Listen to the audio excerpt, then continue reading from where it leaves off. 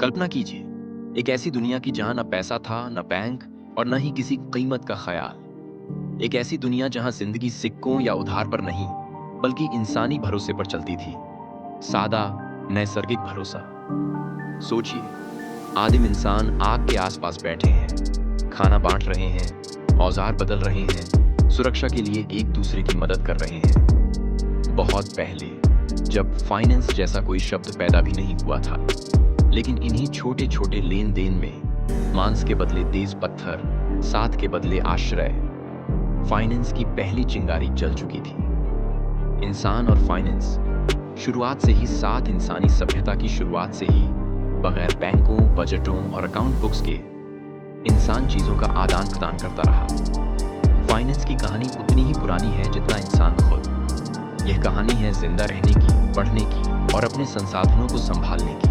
सिर्फ पैसे की नहीं, भरोसे, जिम्मेदारी और कीमत की भी। लेन देन की सुबह, जब फाइनेंस शब्द पैदा नहीं हुआ था, शुरुआत में फाइनेंस जैसा कुछ नहीं था। लोग छोटे छोटे कबीलों में रहते थे, शिकार और फल जुटाकर गुजारा करते थे। चीजें सब मिलजुल कर इस्तेमाल की जाती थी। खाना, औजार और रहने की जगह जरूरत के हिसाब से बांटी जाती थी। लेकिन असल फाइनेंस यहीं से शुरू हो चुका था। हर काम के बदले सुरक्षा, हर मांस के बदले औजार। यह संसाधन संभालने का सबसे पहला तरीका था। समय के साथ लोग अलग अलग काम करने लगे।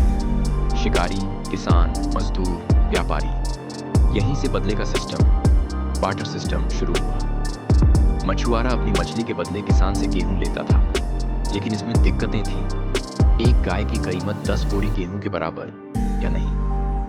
अगर सामने वाला आपकी मछली ही न चाहता हो तो क्या करें?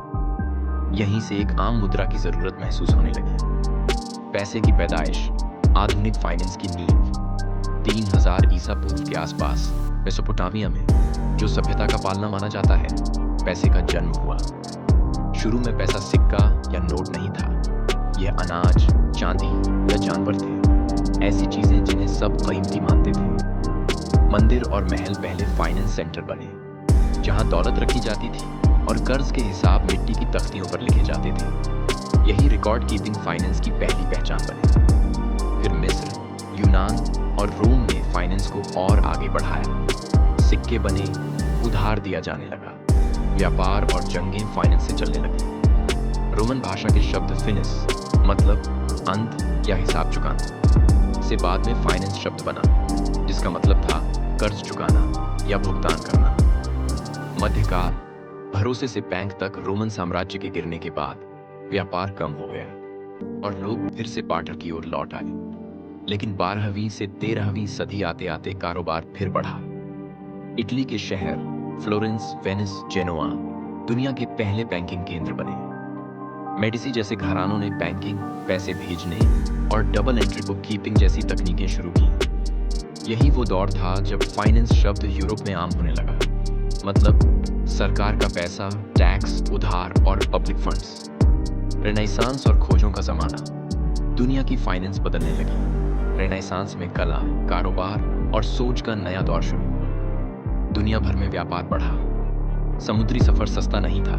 जहाज, सामान, दल, सबके लिए फंड चाहिए था।